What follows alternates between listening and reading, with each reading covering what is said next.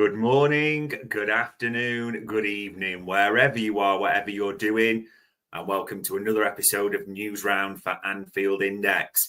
It is Thursday, the 24th of July. The Reds are in the Far East, and to be honest, that's where we really want to start. My name's Dave Davis. I'm coming to you from it's hot but gloomy Edinburgh. Not quite what I've just been to, but hey-ho. The Reds in the Far East, though. By the way, ladies and gents, if you get a few minutes, just watch some of the training videos because you will see some of the magic of Florian Wirtz. There's some great overhead footage as well of him just linking moves and being the creator. What a player we've got. There's also footage of, and you have to be careful not to hype the young kid too much or put too much pressure on him, but young Rio Ungamoa, who at one point picks the ball up off the keeper and terrorizes a few, dribbles past a few and buries it once, then buries it again in the exercise as well. There's some great inside training footage. And speaking of training, where I am in the UK, it's about to start any second, the Reds live footage. I think it's 10:15. I think they're all set to come out 10:30, something like that. So Liverpool have an open training session in Hong Kong. So you'll be able to see the footage of that, which should be, again, interesting, let's put it that way, or exciting to watch. But as we go into this Thursday, what are the stories dominating? What are the things we're looking forward to? Now, almost a little sidetrack again before we get into our main transfer stories for Liverpool players.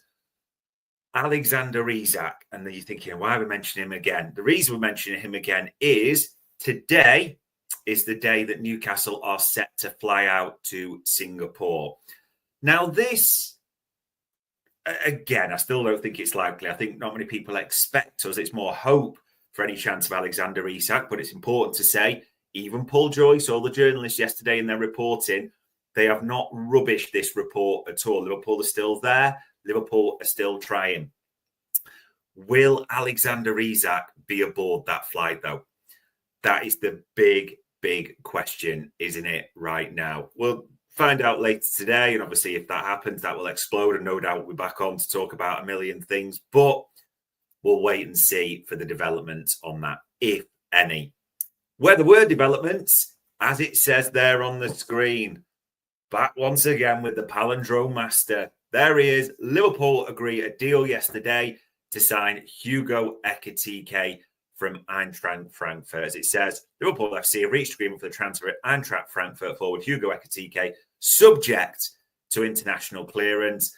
The 23-year-old has successfully completed the medical and agreed personal terms with the Reds, allowing him to fly out to Hong Kong to join his new teammates on their preseason tour of Asia later this week. So, as per the reports, it does seem to be a 6-year deal for Hugo Ekitike. And even as we speak right now, he could be in the air, or today at some point, if he's not already, he is heading to Hong Kong. Another one, a fifth, if you include Mamardashvili, signing of the summer.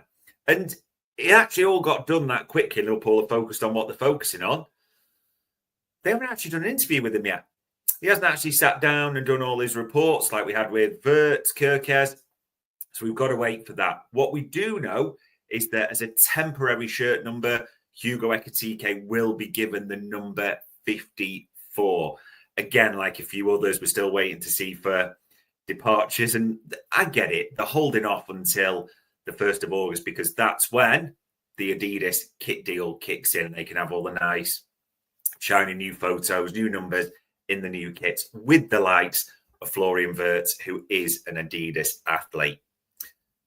What an article well worth a read, those I'm looking at here. 13 facts about Hugo Ekitike was in the Bundesliga, and this is from the official website, I should say, in the Bundesliga team of the season. As it says, the young Franz forward has become a focal point of an excellent Frankfurt attack. The most shots in the league, talks about him being unselfish and his stellar attacking output. So if you do get 5 minutes, well worth a read on that. In good news, speaking of players back, or people back. Paul Joyce is back, isn't he? Back from his holiday, and his first article landed with a bang as he got the exclusive. It all seems to be at the same time for many, didn't he, that we completed the signing of Hugo Ekitike. Now, as Paul Joyce and others put, it's 69 million guaranteed plus 10 million in bonuses, so a potential 79 million pound deal. What was also interesting from the Paul Joyce article, if anyone's had a read or quick scan, the clubs he's turned down. We know Chelsea made a move for him early in the season. As Paul Joyce wrote yesterday, Manchester United made a late move for him as well. Christian Vivel, the sporting director over there at Old Trafford, director of recruitment, over there at Old Trafford, made a call to Marcus Croce, pied. Hugo Ekitike said Liverpool only. And what I also liked in the reporting, which will Newcastle fans no doubt, is Liverpool let Newcastle do the hard yards, almost using the example of, as Paul Joyce wrote, when Spurs did it for Luis Diaz, and then we just swooped in at the last minute. So, yeah, he's pied off half the Premier League and some big boys there as well to come to us, which is absolutely amazing. Paul Joyce also mentioned in his article that Liverpool, who are still interested in Palace centre-back, England international Mark Guehi. Now, it's important to mention Guehi because there was a few reports yesterday that Crystal Palace have now made it clear in the last few days to his agent they are looking to sell the players. He's not going to sign a new deal. It was never going to be in Palace's model, was it?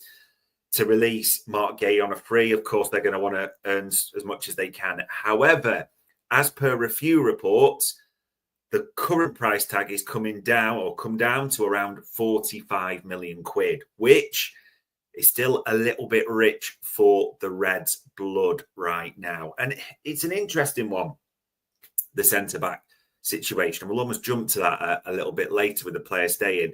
I do think Guehi gets done because the Reds have done a lot of groundwork and all the indications are that Liverpool is or are Mark Guehi's first choice to come to. And there's been interest, as we know, from Spurs, Newcastle again, looking like they're going to get pied off potentially, but we will have to see what happens with Mark Guehi. On another journalist who I genuinely don't know at times why he gets so much stick, because this report came out, or the tweet, came out from James Pearce, didn't it, yesterday afternoon, that Liverpool are yet to receive an improved bid from Bayern Munich for Luis Diaz. We'll come to that shortly. He's trained normally so far. And Real Madrid's Rodrygo is currently not viewed as a possible replacement if Diaz does go. There's no talks. Now, a couple of things on that. We will be talking about Rodrygo and that situation on the transfer show, possibly tonight. I'm not quite sure, but when we're doing that with Trev in the near future. However, there is truth that I completely, we've heard the same as to James Pearce to a degree, that as it stands right now, it's highly unlikely. It's not impossible, but highly unlikely Rodrygo is going to progress. And it's really coming down to financials, which we'll be talking about on the transfer show. And also for this Luis Diaz situation. Dear Lord, as a few reports came yesterday, you may have seen them as well.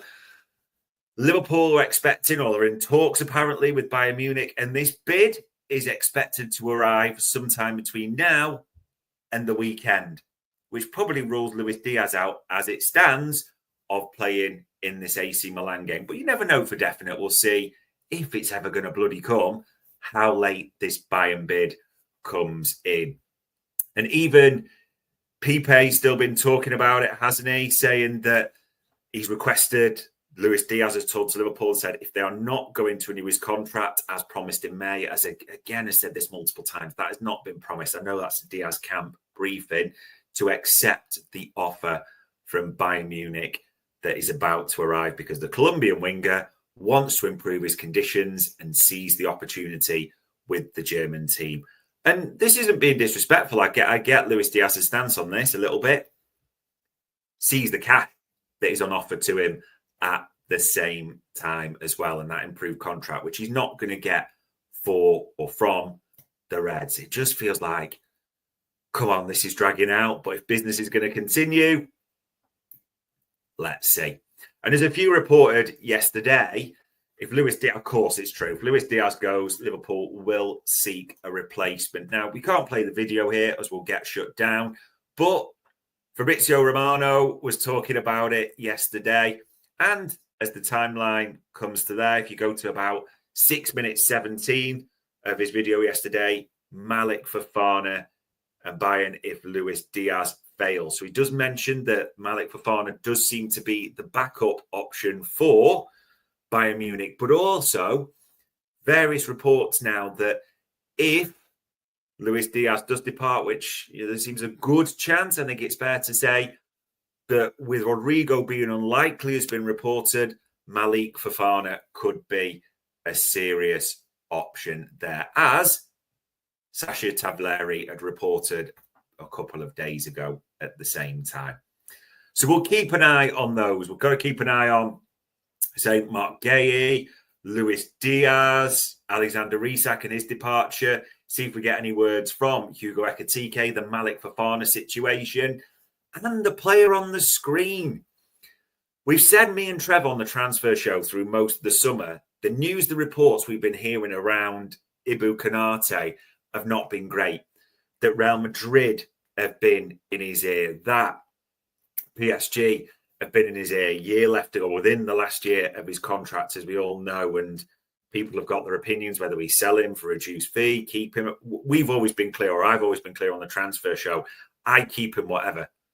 I think for Liverpool to be or have the best chance of success this season, yes, of course we want to renew Ibu, but I would keep him even if it has to be a free at the end of the season. I think that gives us the best chance of trophies. But potentially positive news. As Sasha Tavleri tweeted late last night, he has received Ibu a contract proposal from Liverpool to extend his contract until June 2029. So a 4-year deal there. That offer would significantly increase his wages. Konate is now pursuing options. They opened the door off record to Real Madrid recently. Now, Marca, Real Madrid's mouthpiece, did report yesterday that it's highly unlikely Ibu Konate will move to Real Madrid this summer. I suspect that's a couple of factors. Liverpool aren't going to let it happen. They're going to ride this last year and try, as they're trying now, to get a deal done. And also, they're not going to accept it at a knockdown price with all the transition and different things that are going on. And by the way, just speaking of Ibu, if you get a few minutes, he did the little question and answer thing, didn't he, for Liverpool's media team, which is well worth a watch at the same time as well. But this is positive. So Sasha had that tweet out late last night. What time did that come out? 3 minutes to 10. However, and people are going to mock this, but I do not give a flying whatever. India Kalia put it out at 9:21 when he tweeted, they've offered Ibu Konate a new contract to extend his career at the club. Ibrahim Konate is really focused on extending his contract with Liverpool, but he wants to be rewarded in line with other centre-backs in the Premier League. The offer was made today, 5 p.m. I have no interest if any of you think negatively about this account. Indy Kalia has been brilliant for Liverpool news throughout this summer, throughout recent times, probably throughout the last few years. And people will mock it and say whatever. But, sorry, you check back. The receipts are there. Indy Kalia has had many a breaking story. You know, don't be disrespecting on the GOAT at all that way. So we will see. I mean, if you think through this week, we're waiting and watching, are we going to get the Diaz bid? Are we going to get today Alexander Isak news and see if anything develops that? We'll give you a Rodrygo update on the transfer show, say, and links to Malik Fofana at the same time as well. Mark Guehi, now Palace admitted they're prepared to sell. Will we get anything on that at all? There's that and a million other things. Chiesa, Nunes, obviously everyone's awaiting developments on those. There doesn't seem to be anything with those two players at the moment. We heard about the Atalanta €12 million offer, but yeah, we will have to wait and see what develops across all of those. But anytime now, the Red are set to take to the training pitch in open training, so you can watch that on LFC TV or whatever it is, if you've got the pass and all those things. We'll have a million shows, a million updates coming up for you as ever on Anfield Index. But on Thursday, the 24th of July, that was another news round to start your morning.